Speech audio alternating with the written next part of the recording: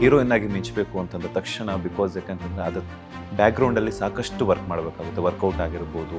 I think gym ಮಾಡೋರ್ಗೆ ಎಲ್ರಿಗೂ ಒಂದ್ಸಲ ಅದೊಂದು ಅಡಿಕ್ಟ್ ಆಗಿಬಿಟ್ರೆ ಇಟ್ಸ್ ವೆರಿ ಅಡಿಕ್ಟಿವ್. ಜಿಮ್ ಹುಡುಗಿರಿಗೆ ತುಂಬ ಹಾರ್ಮೋನಲಿ ಬ್ಯಾಲೆನ್ಸಸ್ ಆಗ್ತಾ ಇರುತ್ತೆ. ಸೊ ಅದೆಲ್ಲದು ಆಗಿರ್ಬೋದು. ಜಿಮ್ ಮಾಡುವಾಗ ನೀವು ಒಂದು ಡಯಟ್ ಫಾಲೋ ಮಾಡ್ತಾ ಇರ್ತೀರಾ, ನ್ಯೂಟ್ರಿಷನ್ಸ್ ಚೆನ್ನಾಗಿ ಹೋಗುತ್ತೆ. ಎಸ್, ಸಂಜನಾ ಆನಂದ್ ಅವರ ಸ್ಕಿನ್ ಕೇರ್ ರೊಟೀನ್ ಹೇಗಿರುತ್ತೆ? ನನ್ನ ಸ್ಕಿನ್ ಕೇರ್ ರೊಟೀನ್ ಸ್ಟೆಪ್ಗಳಿದೆ.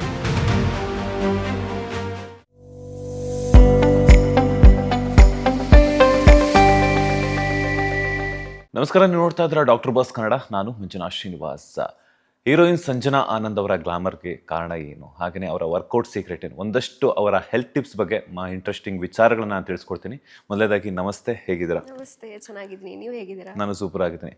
ಯಾಕಂತಂದ್ರೆ ಈಗ ಹೀರೋಯಿನ್ ಆಗಿ ಮಿಂಚಬೇಕು ಅಂತಂದ ತಕ್ಷಣ ಬಿಕಾಸ್ ಯಾಕಂತಂದರೆ ಅದು ಬ್ಯಾಕ್ಗ್ರೌಂಡಲ್ಲಿ ಸಾಕಷ್ಟು ವರ್ಕ್ ಮಾಡಬೇಕಾಗುತ್ತೆ, ವರ್ಕೌಟ್ ಆಗಿರ್ಬೋದು. ಅದ್ರ ಜೊತೆಗೆ ನಿಮ್ಮ skin care, hair care routine ಎಲ್ಲನೂ ಕೂಡ ಸಾಕಷ್ಟು ಕೂಡ ನಿಮ್ಮ ಇನ್ಸ್ಟಾಗ್ರಾಮ್ ಖಾತೆಯಲ್ಲೇ ನಮ್ಗೆ ಸಿಗುತ್ತೆ, ನೀವು ಡೈಲಿ ವರ್ಕೌಟ್ ಮಾಡುವಂಥದ್ದು.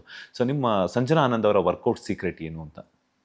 ವರ್ಕೌಟ್ ಸೀಕ್ರೆಟ್ ಅಂದರೆ ಐ ಥಿಂಕ್ ಜಿಮ್ ಮಾಡೋರ್ಗೆ ಎಲ್ರಿಗೂ ಒಂದ್ಸಲ ಅದೊಂದು ಅಡಿಕ್ಟ್ ಆಗಿಬಿಟ್ರೆ ಇಟ್ಸ್ ವೆರಿ ಅಡಿಕ್ಟಿವ್. ಜಿಮ್ ಅದೊಂದು ಫಿಟ್ ಆಗಿ ಫೀಲ್ ಆಗೋದಾಗಿರ್ಬೋದು, ಹೆಲ್ದಿ ಆಗಿರೋದಾಗಿರ್ಬೋದು, ಅದೇ ಕಂಟಿನ್ಯೂ ಮಾಡಿಸ್ಕೊಂಡು ಹೋಗ್ಬಿಡುತ್ತೆ. ಆ್ಯಂಡ್ ಆಲ್ಸೋ ಕ್ಯಾಮ್ರಾ ಡಿಮಾಂಡ್ ಮಾಡುತ್ತೆ. ನಾವು ಚೂರ್ ಆ ಕಡೆ ಈ ಕಡೆ ಆದರೆ ಕ್ಯಾಮ್ರಾನೇ ತೋರಿಸ್ತಾ ಇರುತ್ತಲ್ಲ. So it's an addiction. Gym is an addiction. ಅದು ಸಮ್ಟೈಮ್ಸ್ ಶೂಟ್ ಇಲ್ಲದೆ ಇದ್ದಾಗ ಒಂದು 2.5 hours ಆಗುತ್ತೆ. ಇಫ್ ಶೂಟ್ ಇದೆ ಅಂತ ಅಂದಾಗ ಅಟ್ಲೀಸ್ಟ್ ಮಿನಿಮಮ್ ಕಾರ್ಡಿಯೋ ಮಾಡಿಕೊಂಡು ಮ್ಯಾನೇಜ್ ಮಾಡ್ತೀನಿ.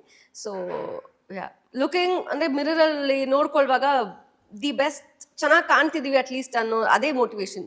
Mirror, me in the mirror it self is the motivation. Gym ಅನ್ನುವಂಥದ್ದು ಅಡಿಕ್ಷನ್ ಅಂತ ಹೇಳಿದ್ರೆ, ಸೊ ಜಿಮ್ ಮಾಡೋದಕ್ಕೆ ಶುರು ಮಾಡಿದಾಗಿಂದ ಸಂಜನಾ ಅವರ ಲೈಫಲ್ಲಿ ಏನೆಲ್ಲ ಚೇಂಜಸ್ ಆಗಿದೆ ಅಂತ?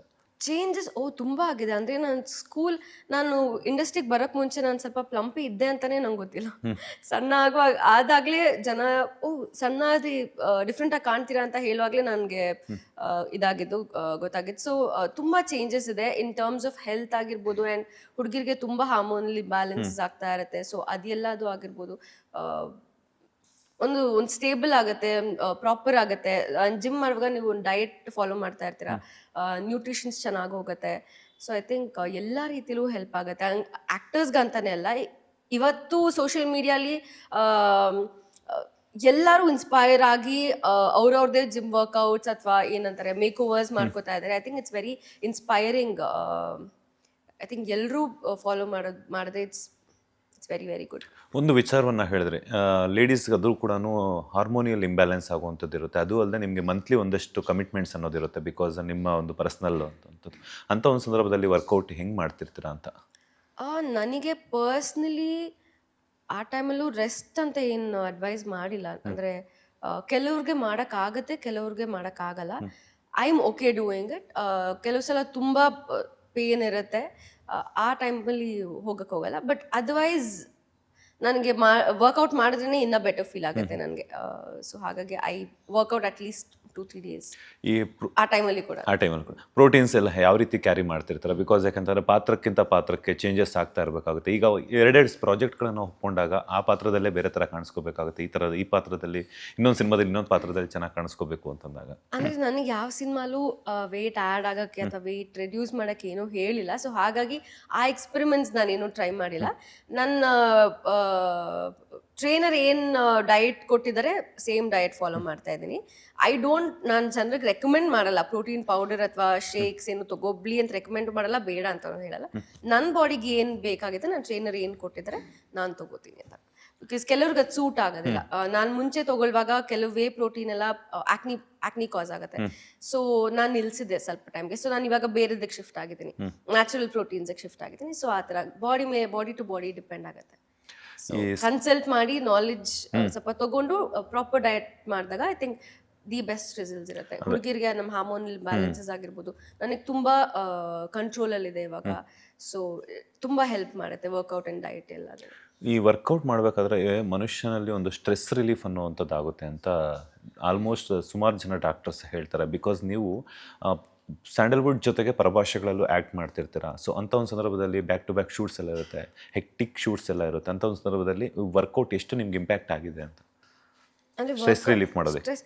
ನನಗೆ ನನ್ನ ಆ್ಯಂಗರ್ ಮ್ಯಾನೇಜ್ಮೆಂಟ್ ಅಂದರೆ ಕೋಪ ಅಂತ ಏನಿಲ್ಲ ನನಗೆ. ಬಟ್ ಆಂಗ್ಸೈಟಿ ಆಗುತ್ತೆ ಗೊತ್ತಾ, ಅದೆಲ್ಲ ರಿಲೀಫ್ ಆಗೋದು ಐ ಥಿಂಕ್ ನನಗೆ ಜಿಮ್ಮಲ್ಲೇ. ಎಲ್ಲ ಏನೇನು ಕೋಪ ಅದೇ ಓಡಿ ಹೊಡೆದು ಮಾಡಿ ವೇಟ್ ಜಾಸ್ತಿ ಇರ್ತಿ, ಸೊ ಇರೋ ಎಲ್ಲ ಎನರ್ಜಿ ಪುಟ್ ಔಟ್ ಮಾಡ್ಬಿಡ್ತೀವಿ, ಸೊ ಬಾಡಿ ಕಾಮ್ ಆಗುತ್ತೆ. ಸೊ ಐ ಥಿಂಕ್ ಅದರಲ್ಲಿ ಕೂಡ ಹೆಲ್ಪ್ ಆಗುತ್ತೆ. Anxiety management and anger management ಕೂಡ ಡೆಫಿನೆಟ್ಲಿ ಹೆಲ್ಪ್ ಆಗುತ್ತೆ. ಎಸ್, ಸಂಜನಾ ಆನಂದ್ ಅವರ ಸ್ಕಿನ್ ಕೇರ್ ರೊಟೀನ್ ಹೇಗಿರುತ್ತೆ ಅಂತ? ನನ್ನ ಸ್ಕಿನ್ ಕೇರ್ ರೊಟೀನ್ ಸ್ಟೆಪ್ಗಳಿದೆ. ಹೇಳಿ. ಅಂದ್ರೆ ನನಗೆ ಇಂಡಸ್ಟ್ರಿಗೆ ಬಂದಾಗ ನಂದು ಈ ಕೆಲವ್ರದ್ದು ದೇವ್ರ ಬ್ಲೆಸ್ಸಿಂಗ್ ಕೊಟ್ಬಿಟ್ಟಿರ್ತಾರೆ, ಏನ್ ಮಾಡಿದ್ರು ಸಖತ್ತಾಗಿರುತ್ತೆ, ಏನು ಆಗಲ್ಲ. ನಂದು ಆ ಥರ ಇಲ್ಲ. ಒಂದು ಮಿಸ್ಟೇಕ್ ಆದ್ರೂ ನನಗೆ ಆಕ್ನಿ ಆಗತ್ತೆ. ಸೊ ನನಗೆ ನನ್ನ ಡರ್ಮ್ಯಾಟ್ ಒಂದಷ್ಟು ಸೀರಮ್ಸ್ ಇದೆ, ಹೈಲ್ಡ್ರಾನಿಕ್ ಆಸಿಡ್ ಅಂತ ಇದೆ ಹೈಡ್ರೇಷನ್ಗೆ, ನಿಯಾಸಿನಮೈಡ್ ಅಂತ ಬರುತ್ತೆ ಮಾರ್ಕ್ಸ್ಗೆ, ಸೊ ಎಲ್ಲ ಕೊಟ್ಟಿದ್ದಾರೆ. ಸೊ ನಾನು ಹಾಗಾಗಿ ನನ್ನ ನೈಟ್ ಸ್ಕಿನ್ ಕೇರ್ ಅದೆಲ್ಲ ಹಚ್ಚಿ ಮೇಕಪ್ ರಿಮೂವ್ ಮಾಡಬೇಕು. ಎಸ್ಪೆಷಲಿ ಎಷ್ಟೇ ಟೈಮ್ ಇಲ್ಲದೆ ಇದ್ರೂ ಮೇಕಪ್ ಕಂಪ್ಲೀಟ್ ಆಗಿ ರಿಮೂವ್ ಮಾಡಿ ನನ್ನ night skin care routine follow ಮಾಡಿ, ಬೆಳಿಗ್ಗೆ ಮಾಯಿಶ್ಚರೈಸರ್, ಸನ್ಸ್ಕ್ರೀನ್ ಬೇಸಿಕ್ ಫಾಲೋ ಮಾಡಿನೇ ಇದು ಮಾಡೋದು. ಒಂದು ಚೂರು ಮಿಸ್ ಆದ್ರೂ ನಂಗೆ ನೆಕ್ಸ್ಟ್ ಡೇ ಆಕ್ನೇನೋ ಇನ್ನೊಂದೇನೋ ಆಗಿರುತ್ತೆ. ಸೊ ಇದು ಸ್ಟ್ರಿಕ್ಟ್ ಆಗಿ ಫಾಲೋ ಮಾಡ್ತೀನಿ. ಎಸ್, ಈಗ ಔಟ್ಡೋರ್ ಇಂಡೋರ್ ಅಂತ ಶೂಟ್ಸ್ ಇರುತ್ತೆ, ಅದ್ರ ಜೊತೆಗೆ ಏನಂತಂದರೆ ಮೇಕಪ್ ಗಂಟೆಗಟ್ಟಲೆ ಕ್ಯಾರಿ ಮಾಡಬೇಕಾಗುತ್ತೆ. ಕೆಮಿಕಲ್ಸ್ ಅನ್ನೋವಂಥದ್ದು ನಮ್ಮ ಸ್ಕಿನ್ ಮೇಲೆ ಲಾಟ್ ಆಫ್ ಅಂದರೆ ಸುಮಾರು ಗಂಟೆಗಳ ಕಾಲ ಇರುತ್ತೆ. ಆಫ್ಟರ್ ಮೇಕಪ್ ರಿಮೂವ್ ಮಾಡಿದ್ಮೇಲೆ ಯಾವ ರೀತಿ ಪ್ರಿಕಾಷನ್ಸನ್ನು ತೊಗೊತೀರಾ? ಈಗ ನೀವು ಒಂದು ಸನ್ಸ್ಕ್ರೀನು, ಮಾಯಿಶ್ಚರೈಸರ್ ಎಲ್ಲ ಅಂತ ಅಂದರೆ, ಸೊ ಮೇಕಪ್ ರಿಮೂವ್ ಮಾಡಿದ್ಮೇಲೆ ಆ ಮೇಕಪ್ ನಮ್ಮ ಮೇಲೆ ಇದ್ದಂಥ ಒಂದು ಸಂದರ್ಭದಲ್ಲಿ ಸ್ಕಿನ್ನೆಲ್ಲ ಲಾಟ್ ಆಫ್ ಡ್ಯಾಮೇಜಸ್ ಆಗಿರುತ್ತೆ. ಸೊ ಅದಕ್ಕೆಲ್ಲ ಏನು ಪ್ರಿಕಾಷನ್ಸ್ ತೊಗೊತೀರಾ ಅಂತ? ಸೇಮ್ ನಾನು ಇವಾಗ ಸೀರಮ್ ಯೂಸ್ ಮಾಡ್ತೀನಲ್ಲ, ಅದೆಲ್ಲದನ್ನು ಅದನ್ನ ರಿಪೇರ್ ಮಾಡೋದಕ್ಕಂತಾನೆ ಇರೋದು. ಸೊ ಹಾಗಾಗಿ ಕಂಪ್ಲೀಟ್ ಡಬಲ್ ಕ್ಲೆನ್ಸಿಂಗ್ ಮಾಡ್ಕೋತೀನಿ ನಾನು. ನಂಗೆ ರೆಕಮೆಂಡ್ ಮಾಡಿದೆ ಡಬಲ್ ಕ್ಲೆನ್ಸಿಂಗ್ ಮಾಡಿ, ಸೊ ದಟ್ ಕಂಪ್ಲೀಟ್ ಮೇಕಪ್ ಹೋಗುತ್ತೆ. ಬಿಕಾಸ್ ನೀವು ಹೇಳ್ದಂಗೆ ತುಂಬ ಹೊತ್ತಿರುವಾಗ ಅದು ಸ್ಕಿನ್ ಪೆನಿಟ್ರೇಟ್ ಆಗಿ ಫಾರ್ ಲಾಂಗ್ ಕುತ್ಕೊಂಡ್ಬಿಟ್ಟಿರುತ್ತೆ. ಸೊ ಡಬಲ್ ಕ್ಲೆನ್ಸಿಂಗ್ ಮಾಡಿ ಕೊಟ್ಟಿರೋ ಸೀರಮ್ಸ್ ಎಲ್ಲ ಕ್ಲೀನಾಗಿ ಹಚ್ಚಿ ಮಲ್ಕೊಂಡ್ರೆ I think that is good. And with good diet, of course. ತುಂಬ ಎಣ್ಣೆ ಪದಾರ್ಥ ತಿಂದರೆ ಅಗೇನ್ ಆಕ್ನೀಸ್ ಆಗುತ್ತೆ. ಸೊ ವಿತ್ ಗುಡ್ ಫುಡ್, ಹಂಗಂತ ನಾನು ತಿನ್ನೋದೇ ಇಲ್ಲ ಅಂತ ಹೇಳ್ತಲ್ಲ, ಇನ್ ಲಿಮಿಟ್. ಓಕೆ, ಈಗ ನೀವು ಹೇಳಿದ್ರಲ್ಲ ಡರ್ಮಟಾಲಜಿಸ್ಟ್ನ ನಾನು ಕಾಂಟ್ಯಾಕ್ಟ್ ಮಾಡ್ತೀನಿ ಅಂತ ಹೇಳ್ಬಿಟ್ಟು, ಅದ್ರ ಜೊತೆಗೆ ಹೋಮ್ ರೆಮಿಡೀಸ್ ಏನಾದ್ರು ಟ್ರೈ ಮಾಡ್ತಿರ್ತೀರಾ ಅಥವಾ ಪಾರ್ಲರ್ಸ್ಗೆ ಹೆಚ್ಚಾಗಿ ಹೋಗ್ತೀರಾ ಅಂತ? ನನಗೆ ಹೋಮ್ ರೆಮಿಡೀಸ್ ವರ್ಕ್ ಆಗಿಲ್ಲ. ಅಂದ್ರೆ ಒಬ್ಬೊಬ್ರು ಸ್ಕಿನ್ ಟೈಪ್ ಒಂದೊಂದ್ ಥರ, ಸೊ ವರ್ಕ್ ಆಗಿರೋರು ಇದ್ದಾರೆ. ನನಗೆ ವೈಟಮಿನ್ ಸಿ ಜಾಸ್ತಿ ಹಚ್ಚಿದ್ರೆ ರ್ಯಾಷಸ್ ಆಗ್ಬಿಡುತ್ತೆ, ಹನಿ ಮಿಲ್ಕ್ ಹಚ್ಚಿದ್ರೆ ಆಕ್ನಿ ಆಗ್ಬಿಡುತ್ತೆ, ತುಂಬಾ ಆಯಿಲ್ ಆಗ್ಬಿಟ್ಟು. ಸೊ ನಾನು ಅದು ಯಾವುದು ಟ್ರೈ ಮಾಡೋದಕ್ಕೆ ಹೋಗಲ್ಲ, ಮಾಡಿ ಎಲ್ಲ ಉಲ್ಟಾ ಹೊಡೆದಿದೆ. ಹಾಗಾಗಿ ಡಾಕ್ಟರ್ ಹತ್ರ ಹೋಗಿದ್ದು. ಸೊ ನಾನು ಹೋಮ್ ರೆಮಿಡೀಸ್, ಅಲೋವೆರಾ ತುಂಬ ನನ್ಗೆ ಹೆಲ್ಪ್ ಆಗುತ್ತೆ, ತುಂಬಾ ಹೆಲ್ಪ್ ಆಗುತ್ತೆ. ಸೊ ಅಲೋವೆರಾ ಒಂದು ಹಚ್ತೇನೆ ಅಷ್ಟೇ. ಅದು ಬಿಟ್ರೆ ಹೋಮ್ ರೆಮಿಡೀಸ್ ನಾನು ಟ್ರೈ ಮಾಡಕ್ ಹೋಗಲ್ಲ. ಈಗ ಎಲ್ಲ ಕೆಲವು ಕಂಟೆಂಟ್ ಅಡಲ್ಟ್ರೇಟೆಡ್ ಕೂಡ ಆಗಿರುತ್ತೆ, ಅರಿಶಿನದ್ದು ತುಂಬಾ ಏನು ಇದು ಮಾಡಕ್ ಹೋಗಲ್ಲ. ಅಲೋವೆರಾ ಅಂದ್ರೆ ನ್ಯಾಚುರಲ್ ಆಗಿ ಸಿಗುತ್ತಲ್ಲ, ಅದನ್ನು ಅಂಗಡಿಯಲ್ಲಿ ಸಿಗೋದು ಯೂಸ್ ಮಾಡಲ್ಲ. ಮನೇಲಿ ಬೆಳೆದಿರೋ ಅಲೋವೆರಾನ ಕಟ್ ಮಾಡಿ ಯೂಸ್ ಮಾಡ್ತೀನಿ, ಅದು ತುಂಬಾ ಹೆಲ್ಪ್ ಆಗುತ್ತೆ. ಓಕೆ, ನಿಮ್ಮದು ಆಯಿಲಿ ಸ್ಕಿನ್ನ, ಕಾಂಬಿನೇಷನ್ ಸ್ಕಿನ್ ಅಥವಾ ಡ್ರೈ ಸ್ಕಿನ್? Combination skin. ಯಾವ ರೀತಿ ಮೆಜರ್ಮೆಂಟ್ಸ್ ಎಲ್ಲ ತೊಗೊತೀರಾ? ಲೈಕ್ ಯಾವ ರೀತಿ ಪ್ರಿಕಾಷನ್ಸ್? ಲೈಕ್ ಯಾಕಂದರೆ ಕೆಲವೊಂದ್ಸಲ ಎರಡೂ ಇರೋವಂಥದ್ದನ್ನು ಬ್ಯಾಲೆನ್ಸ್ ಮಾಡಬೇಕು ಅಂದರೆ ತುಂಬ ಕಷ್ಟ ಆಗುತ್ತಲ್ಲ. ಅಂದರೆ ನಾನು ಶೂಟ್ ಇಲ್ಲದೆ ಇದ್ದಾಗ ಆಲ್ವೇಸ್ ಹೈಡ್ರೇಟೆಡ್ ಆಗೇ ಇರುತ್ತೆ, ಆಲ್ವೇಸ್ ಮಾಯಿಶ್ಚರೈಸ್ಡ್ ಆಗೇ ಇರುತ್ತೆ. Dry skin, I mean oily skin ಇದೆ ಅಂತ ನಾವು ಮಾಯಿಶ್ಚರೈಸರ್ ಹಚ್ಚದೇ ಇರಬಾರ್ದು. ಅದು ಇನ್ನೂ ಆಯಿಲ್ ಜಾಸ್ತಿ ಸಿಕ್ರೀಟ್ ಮಾಡಿ ಇನ್ನೂ ಪ್ರಾಬ್ಲಮ್ಸ್ ಕಾಸ್ ಮಾಡುತ್ತೆ. ಆಯಿಲಿ ಸ್ಕಿನ್ ಇದ್ರೂ ಮಾಯಿಶ್ಚರೈಸ್ ಎಷ್ಟು ಮಾಡಬೇಕು ಅಷ್ಟು ಕರೆಕ್ಟಾಗಿ ಮಾಡಲೇಬೇಕು. ಶೂಟಲ್ಲಿ ಅಂತ ಬಂದಾಗ ನನ್ನ ಮೇಕಪ್ ಆರ್ಟಿಸ್ಟ್ಗೆ ಕ್ರೆಡಿಟ್ ಕೊಡ್ತೀನಿ. ಬಿಕಾಸ್ ಅವ್ರು ನೋಡಿಕೊಂಡು ಇವತ್ತು ನನ್ಗೆ ಒಂದೊಂದು ದಿನ ಒಂದೊಂದು ಥರ ಆಡುತ್ತೆ ನನ್ನ ಸ್ಕಿನ್. ಸೊ ಅವತ್ತಿನ ದಿನ ಡ್ರೈ ಇದ್ರೆ ಎಕ್ಸ್ಟ್ರಾ ಮಾಯಿಶ್ಚರೈಸ್ ಮಾಡಿ, ಎಕ್ಸ್ಟ್ರಾ ಟೋನರ್ಸ್ ಏನೇನು ಬೇರೆ ಪ್ರಾಡಕ್ಟ್ ಬೇಕು ಹಚ್ಚಿ, so she'll take care. Otherwise proper moisturise sunscreen ಮಾಡಿ ಇದು ಮಾಡ್ತೀನಿ ಅಷ್ಟೇ. ಎಸ್, ಹೇರ್ ಕೇರ್ ರೂಟೀನ್ ಬಗ್ಗೆ ಹೇಳೋದಾದರೆ, ನಿಮ್ಮ ಹೇರ್ಸ್ ಬಗ್ಗೆ ಹೇಳೋದಾದರೆ? ಹೇರ್ ಕೇರ್ ರುಟೀನ್ ಅಂತ ಹಾನೆಸ್ಟ್ ಆಗಿಲ್ಲ, ಬಟ್ ಸ್ಟೈಲಿಂಗ್ ಮಾಡುವಾಗ ಪ್ರಾಪರ್ ಹೇರ್ ಪ್ರೊಟೆಕ್ಷನ್ ಎಲ್ಲ ಹಾಕಿನೇ ಹೇರ್ ಸ್ಟೈಲಿಂಗ್ ಮಾಡ್ಕೊಳ್ಳೋದು. But otherwise hair care actually start ಮಾಡ್ಬೇಕು. ಹೇರ್ ಕೇರ್ ರೊಟೀನ್ ಅಂತ ಅಮ್ಮ ಏನು ರೆಮಿಡೀಸ್ ಏನು ಟ್ರೈ ಮಾಡಲ್ವಾ ಮನೇಲಿದ್ದಾಗ ಅಂತ? ಇಲ್ಲ, ನಾನು ಮಾಡಿಲ್ಲ. ಇಲ್ಲ, ಆಯಿಲ್ ಅಪ್ಲೈ ಮಾಡ್ತೀರಾ? ಇಲ್ಲ, ನನಗೆ ವರ್ಕ್ ಆಗಿಲ್ಲ. ಸ್ಕ್ಯಾಲ್ಪಿಗೆ ಆಯಿಲ್ ಜಾಸ್ತಿ ಹಾಕಿದ್ರೆ ಕೆಲವ್ರಿಗೆ ಡ್ಯಾಂಡ್ರಫ್ ಆಗುತ್ತೆ.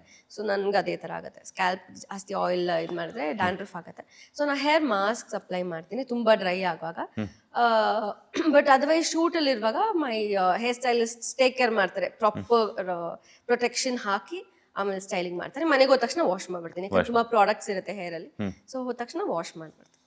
ಈ ಬೋಟಾಕ್ಸ್ ಮತ್ತು ವೆಯ್ಟ್ ರಿಡಕ್ಷನ್ ಸರ್ಜರೀಸ್ ಬಗ್ಗೆ ನಿಮ್ಮ ಒಪಿನಿಯನ್ ಏನು ಅಂತ? ಅಂದರೆ it's a personal choice, it's not bad. But I think ಯಾರೇ ಮಾಡಿಸ್ಕೊಂಡ್ರು ಐ ಥಿಂಕ್ ಪ್ರಾಪರ್ ಸರ್ಟಿಫಿಕೇಟ್ ಇರೋರ ಹತ್ರ ಯಾಕಂದ್ರೆ ಐ ಥಿಂಕ್ ಸರ್ಜರೀಸ್ ಕೆಲವರು ಅಂದ್ರೆ ಸರ್ಜರಿ ವೆಂಟ್ ರಾಂಗ್ ಆಗಿ ತೀರ್ಕೊಂಡಿರೋರು ಇದ್ದಾರೆ. ಹೌದೌದೌದು. ಸೊ ಐ ಥಿಂಕ್ ಒಳ್ಳೆ ಡಾಕ್ಟರ್ ಹತ್ರ ಹೋಗಿ ಅಂತ ನಾನು ಸಜೆಸ್ಟ್ ಮಾಡ್ತೀನಿ. ಇವತ್ತು ತುಂಬಾ ಬಿಸ್ನೆಸ್ ಆಗ್ಬಿಡಿದೆ, ಯಾರ್ಯಾರೋ ಸ್ಟಾರ್ಟ್ ಮಾಡ್ತಾ ಇದ್ದಾರೆ, ಸರ್ಟಿಫಿಕೇಟ್ ಇಲ್ಲದೆ ಇರೋರು ಕೂಡ ಸ್ಟಾರ್ಟ್ ಮಾಡ್ತಾ ಇದ್ದಾರೆ. ಐ ಥಿಂಕ್ ತುಂಬಾ ಕೇರ್ಫುಲ್ ಆಗಿರ್ಬೇಕು ಅಂತ ಅನ್ಸುತ್ತೆ. I think Botox again it's a personal choice. I never ಅದರಲ್ಲೂ ಫೇಲ್ಯೂರ್ಸ್ ಆಗಿದೆ, ಬಟ್ ಅಗೇನ್ ಒಳ್ಳೆ doctors with good hands, I think it's all a personal choice. Latest ಹಾಗೂ ಇಂಟ್ರೆಸ್ಟಿಂಗ್ ಸುದ್ದಿಗಳಿಗಾಗಿ ಬಾಸ್ ಟಿವಿ ಕನ್ನಡ ಚಾನೆಲ್ನ ಸಬ್ಸ್ಕ್ರೈಬ್ ಮಾಡಿ. ಹಾಗೆಯೇ ಬೆಲ್ ಐಕಾನ್ ಪ್ರೆಸ್ ಮಾಡಿ. ಇದರ ಜೊತೆಗೆ ಫೇಸ್ಬುಕ್, ಇನ್ಸ್ಟಾಗ್ರಾಮ್, ಎಕ್ಸ್ನಲ್ಲೂ ಮಿಸ್ ಮಾಡದೆ ಫಾಲೋ ಮಾಡಿ.